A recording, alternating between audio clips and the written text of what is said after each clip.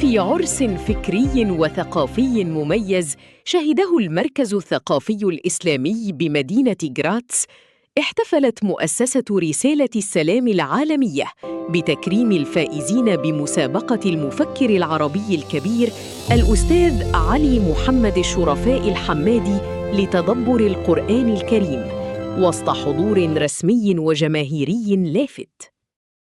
نيابة عن مؤسس المؤسسة المفكر الأستاذ علي محمد الشرفاء الحمادي،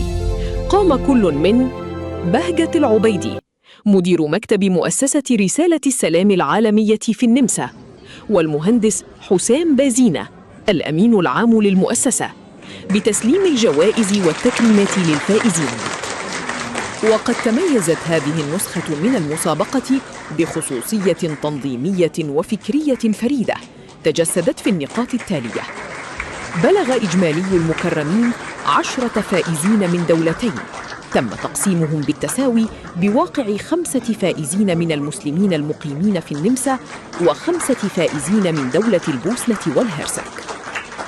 وفي خطوة علمية لضمان الحيدة والنزاهة وتعميق التبادل الثقافي،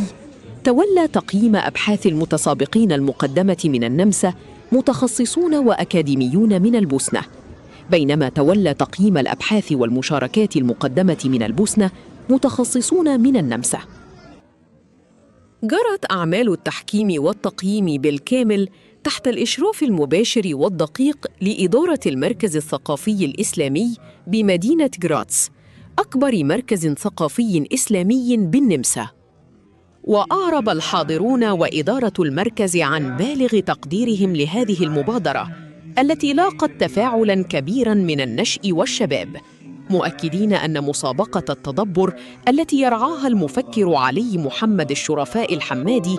تفتح آفاقاً جديدة أمام الأجيال الحالية لفهم جوهر الرسالة الإلهية الداعية للسلام والمواطنة، وتبرز عمق الروابط الثقافية بين المسلمين في مختلف أنحاء القارة الأوروبية.